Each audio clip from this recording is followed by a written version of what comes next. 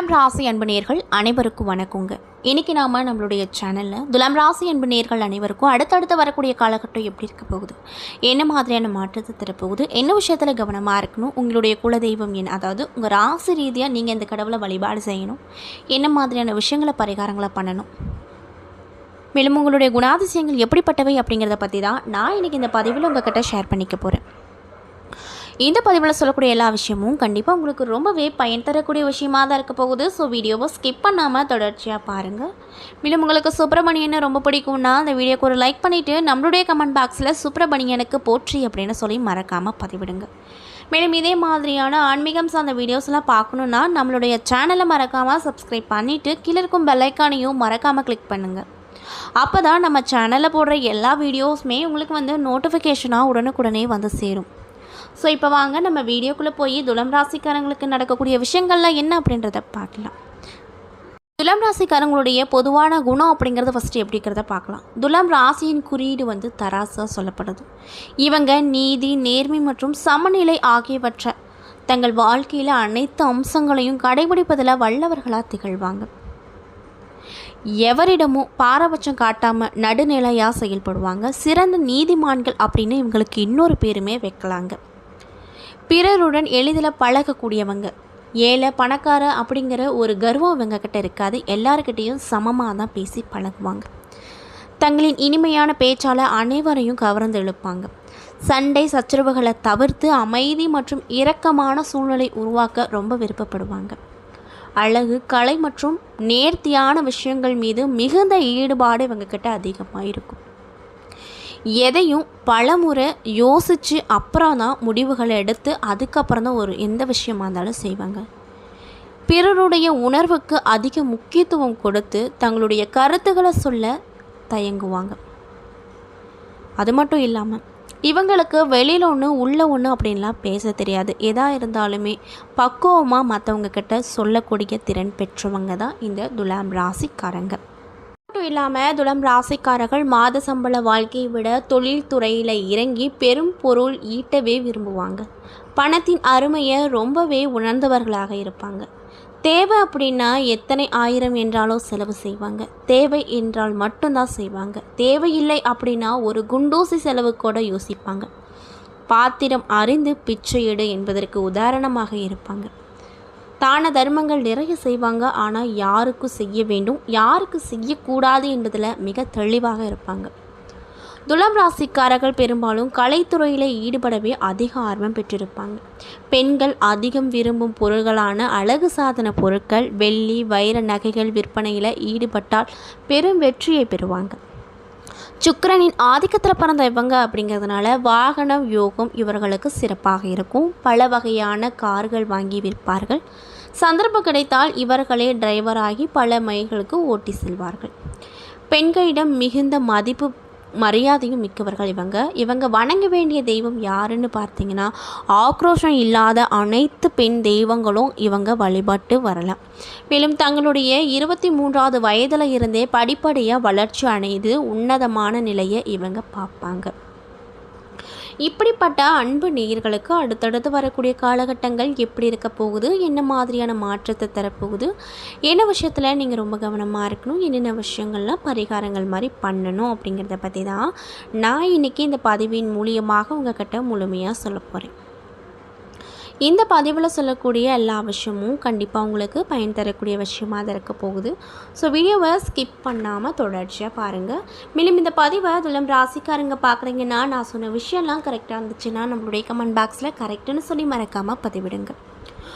ஒவ்வொரு கிரகங்களும் ஒரு குறிப்பிட்ட கால இடைவெளியில் ஒரு ராசியில் இருந்து மற்றொரு ராசிக்கு பயிற்சி அடைவது அப்படிங்கிறது இயல்பான ஒரு நிகழ்வாக சொல்லப்படுது. இந்த கிரக மாற்றங்கள் அனைத்து ராசிக்காரர்களின் வாழ்க்கையிலும் குறிப்பிடத்தக்க தாக்கத்தை ஏற்படுத்தும். சில ராசிக்காரங்களுக்கு சுப பலனை தரும், சில ராசிக்காரங்களுக்கு கெட்ட பலன்களையும் சவால்களையும் அளிக்கும். அந்த வகையில் துலாம் ராசிக்காரங்களுக்கு அடுத்தடுத்து வரக்கூடிய விஷயங்கள் என்ன அப்படிங்கிறத பார்க்கலாம். உங்களுக்கு இந்த காலகட்டம் மிக முக்கியமான நிகழ்வாக குரு பகவான் கடகராசியில் உச்சம் பெற்று சஞ்சரிப்பது குறிப்பிடத்தக்கது. இதனால் பல ராசியினரின் வாழ்க்கையில் முன்னேற்றம் மற்றும் புதிய வாய்ப்புகள் உருவாகும். மேலும் உங்களுக்கு தொழில் மற்றும் பணவரவு, குடும்ப வாழ்க்கை மற்றும் திருமண யோகம் போன்ற விஷயங்களில் குறிப்பிடத்தக்க முன்னேற்றத்தை பார்ப்பீங்க. அதே நேரத்தில் சில விஷயங்களில் பொறுமையும் நிதானமும் ரொம்ப அவசியம். இந்த காலகட்டத்தில் துலாம் ராசிக்காரர்களுக்கு நிறைய விதமான நல்ல நல்ல பலன்கள்லாம் கிடைக்கும் அப்படின்னு சொல்லப்படுது. மேலும் 9 மற்றும் 10வது இடங்களில் உங்களுடைய ராசிநாதன் வலிமையாக இருக்கிறார். இதனால் உங்களுக்கு என்ன மாதிரியான விஷயம் நடக்கும்னு பார்த்தீங்கன்னா, நிறைய விதமான நன்மைகள் கிடைக்கும். பாக்கியாதிபதியும் 9வது இடத்துல இருக்கிறாரு. மேலும் 6வது இடத்துல சனி பகவான் இருக்கார். ராசிக்கு சுக்கிரன், சனி, புதன் நல்ல நிலையில் இருப்பதால் பெரிய அளவில் நன்மைகள் கிடைக்கும். எல்லா விஷயத்துலையுமே வெற்றி பெறக்கூடிய யோக வாய்ப்புகள் நிறைய அமைஞ்சிருக்கு.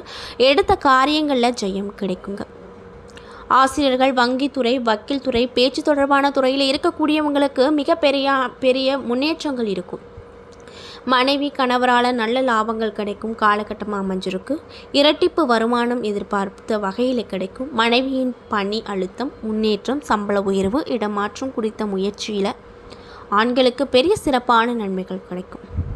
மேலும் காதல் விவகாரங்கள் எல்லாமே நல்லபடியாக கைகூடி வரும். கணவன் மனைவி அடையாளம் காட்டக்கூடிய நல்ல காலகட்டமாக இருக்குது. பிரிந்து விடலாம் அப்படின்னு நினைத்த தம்பதிகள் மீண்டும் ஒன்று சேரக்கூடிய யோகம் அமைஞ்சிருக்கு. 2ஆம் வாழ்க்கை எதிர்பார்த்து காத்திருக்கக்கூடியவர்களுக்கு நல்ல வரன் கிடைக்குங்க. மேலும் 9வது இடத்துல இருக்கக்கூடிய சுக்கிரனால் நிறைய நல்ல நல்ல பாக்கியங்கள் கண்டிப்பாக கிடைக்கும். நல்ல பள்ளி, கல்லூரி, வேலை, நல்ல கணவன் மனைவி, பிள்ளைகள், குடும்பம், ஆரோக்கியம், பொருளாதாரம் அனைத்திற்குமே யோகமான காலகட்டமாக அமைஞ்சிருக்கு. வயதிற்கேற்ப உங்களுக்கு சந்தோஷங்களும் நன்மைகளும் மாற்றமும் முன்னேற்றமும் அமையக்கூடிய காலகட்டமாக அமைஞ்சிருக்கு. அது மட்டும் இல்லாமல் செவ்வாய் உங்கள் ராசியை பார்ப்பதால் கோபம் தலைக்கேறும் காலகட்டமாக இருக்குது. அதனால் இந்த காலகட்டத்தில் கோபத்தை நீங்கள் முக்கியமாக தவிர்த்துக்கணும். மேலும் என்ன மாதிரியான விஷயத்தில் நீங்கள் ரொம்ப கவனமாக இருக்கணும்னு பார்த்தீங்கன்னா, அவசரப்பட்டு எந்த காரியத்தையும் செய்யாமல் இருக்கிறது நல்லது. பெரிய அளவில் கெடுதல்கள் எதுவும் வராது. அந்த அளவுக்கு நீங்கள் நடந்துக்கோங்க. கிரகங்கள் நல்ல நிலையில் இருப்பதால் நிறைய நன்மைகள் கண்டிப்பாக உங்களுக்கு கிடைக்கும். அதில் எந்த ஒரு மாற்று கருத்தும் இல்லை அப்படின்னு சொல்கிறாங்க. அதே போல் கிரக நிலைகளை ஆராய்ந்து பார்க்கும்போது உங்களுக்கு கிரக நிலைகள் நல்ல முறையில் அமைஞ்சிருக்கு.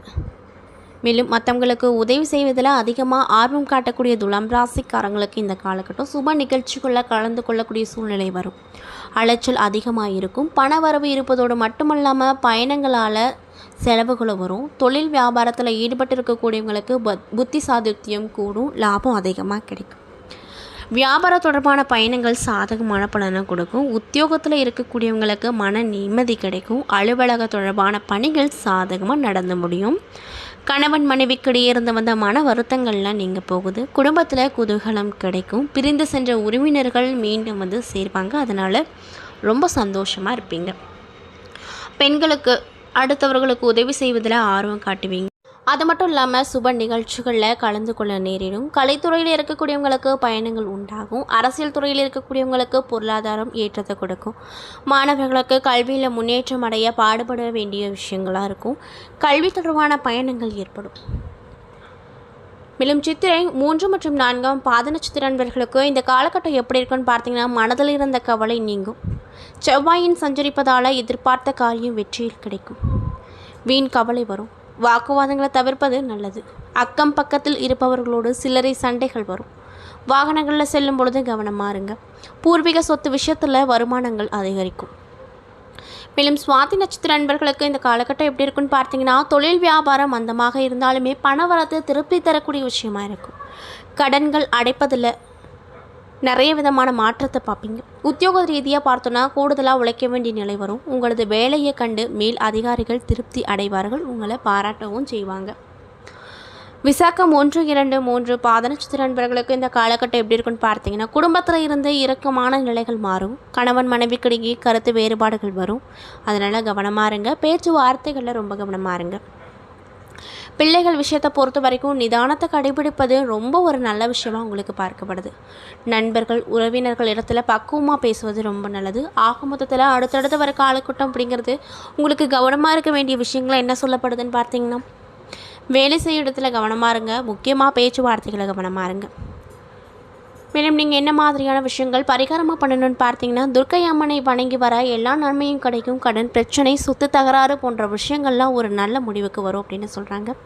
ஸோ இந்த பதிவை வந்து துலாம் ராசிக்காரங்க பார்க்குறீங்கன்னா கண்டிப்பாக இந்த விஷயத்தெல்லாம் தொடர்ச்சியாக செய்யுங்க, பரிகாரமாக பண்ணுங்கள். கண்டிப்பாக அந்த அம்மனுடைய அருள் உங்களுக்கு முழுமையாக கிடைக்கும்.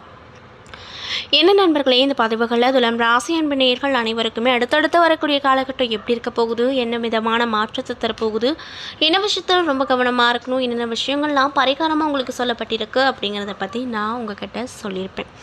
இந்த பதிவில் சொல்ல இருக்கக்கூடிய எல்லா விஷயமும் கண்டிப்பாக உங்களுக்கு பயன் தரக்கூடிய விஷயமாக தான் அமைஞ்சிருக்கும். ஸோ வீடியோ பிடிச்சிருந்தா லைக் பண்ணுங்கள், ஷேர் பண்ணுங்கள். அது மட்டும் இல்லாமல் இதே மாதிரியான ஆன்மீகம் சார்ந்த வீடியோஸ் எல்லாம் பார்க்கணுன்னா மறக்காமல் நம்ம சேனலை சப்ஸ்கிரைப் பண்ணிவிட்டு கீழே இருக்கும் பெல்லைக்கானையும் மறக்காமல் கிளிக் பண்ணுங்கள். அப்போ தான் நம்ம சேனலில் போகிற எல்லா வீடியோவுமே நோட்டிஃபிகேஷனாக உங்கள்கிட்ட உடனுக்குடனே வரும். நன்றி.